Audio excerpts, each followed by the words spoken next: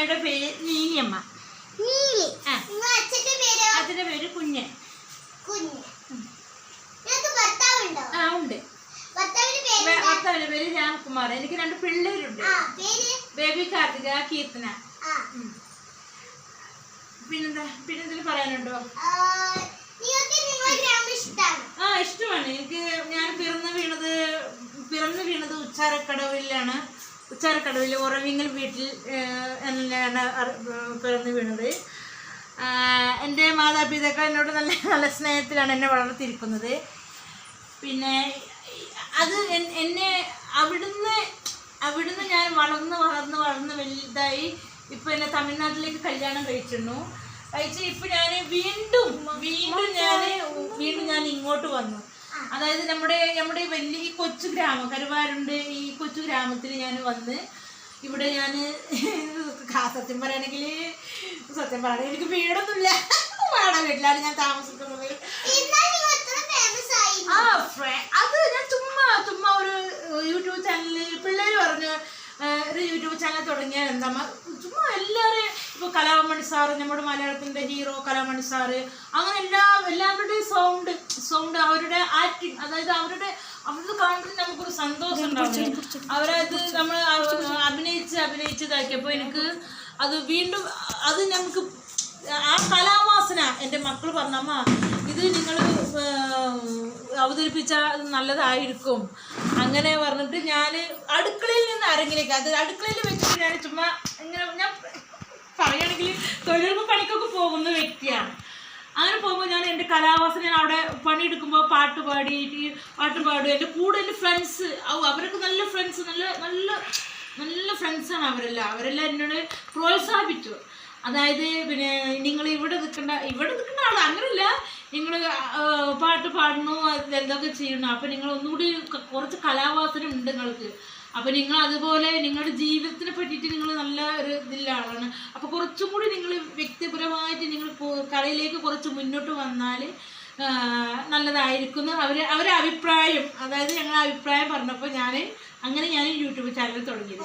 പക്ഷേ എനിക്ക് ഇത്രയും ഞാൻ വിടുന്ന വീഡിയോസ് എല്ലാം കാണുന്നത് അതിൻ്റെ അഭിപ്രായങ്ങൾ, അതായത് കമൻറ്റ്, സബ്സ്ക്രൈബ്, അവർ ചെയ്യുന്ന ലൈക്ക്, എനിക്ക് അവർ ചെയ്യുന്ന കമൻറ്റിൽ ഓരോന്നും പറഞ്ഞതാക്കുമ്പോൾ എനിക്ക് സന്തോഷമാണ്. അങ്ങനെ ഞാൻ അവർ വലിയൊരു കലാകാരൊന്നുമില്ല, എനിക്ക് അങ്ങനെ വലിയതായിട്ട് അറിയപ്പെടണമെന്ന് അങ്ങനത്തെ ആവശ്യമില്ല. എനിക്ക് എൻ്റെ വീട്ടിൽ ഈ വാടക വീട്ടിലാണെങ്കിൽ ഈ കൊച്ചു ഗ്രാമത്തിൽ വാടക വീട്ടിലാണെങ്കിൽ എൻ്റെ ഹസ്ബൻഡിൻ്റെ 2 മക്കളുടെ അമ്മയായിട്ട് എനിക്ക് സദാ പോലെ പണിയെടുത്ത് ജീവിക്കാനാണ് എനിക്ക് ആഗ്രഹം.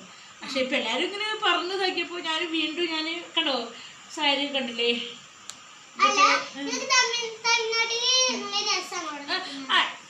തമിഴ്നാട്ടിൽ കല്യാണം കഴിച്ചെന്നുള്ളൂ.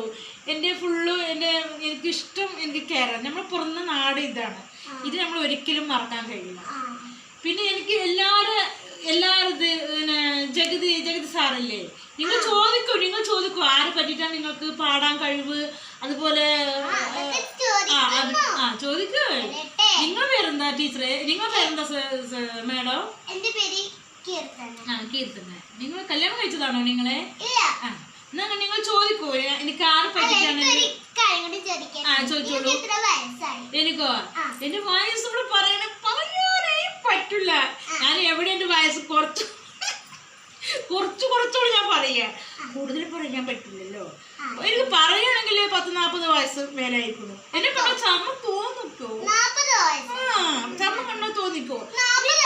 നിങ്ങൾ എന്താ മേഡം വയസ്സിനെ പറ്റി പറ, വേറെന്തെങ്കിലും പറയോ? പറയൂ. പാട്ട് പാടാന് അറിയും.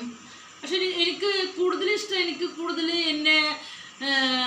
എന്നെ എന്താ പറയുക, എന്നെ ജീവിപ്പിച്ച് ഇതുപോലെ ഇതാക്കണം എനിക്ക് നമ്മുടെ മലയാളം നടൻ, അതായത് നമ്മുടെ കലാമണി സാറ്, അവരുടെ ആക്ടിങ് അതെനിക്ക് ഭയങ്കര ഇഷ്ടമാണ്.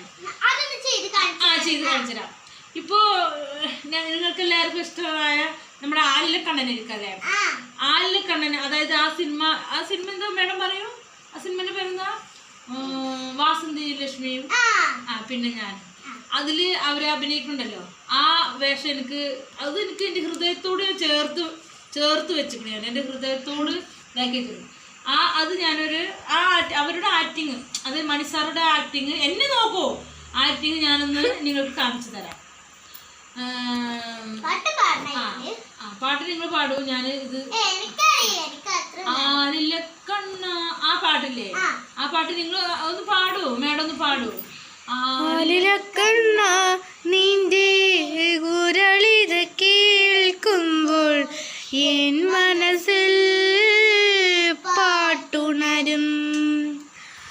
ആയിരം കനവുണരും ഉയരൻ. ഇഷ്ടപ്പെട്ടോ? പിന്നെ നിങ്ങൾ പറയൂ, ചോദിക്കൂ.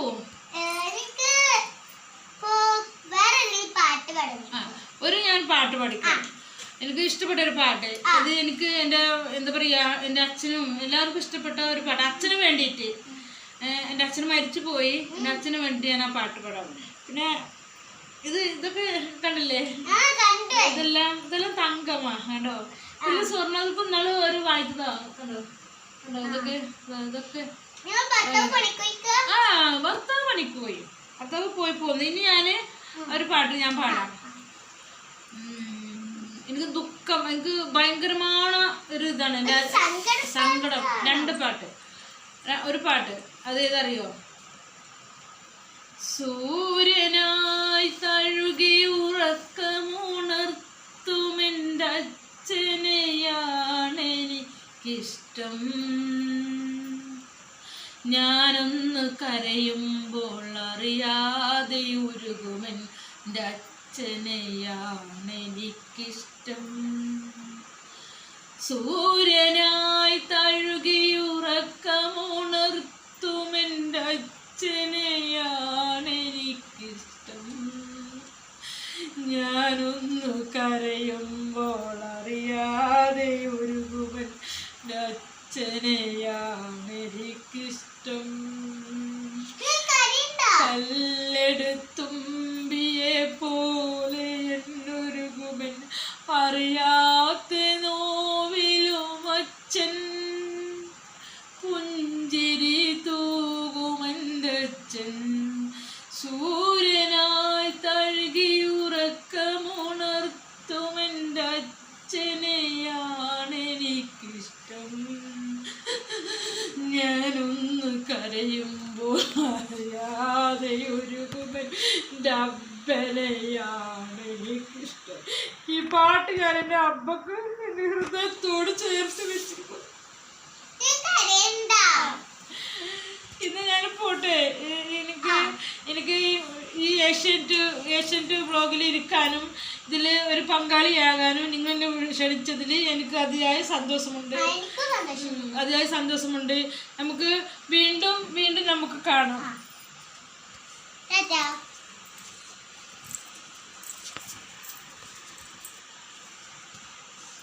അപ്പൊ ഗൈസ്, നമ്മളെ സുലോചന കുഞ്ഞൻ അങ്ങനെ ഞങ്ങൾക്ക് വിളിക്കുക.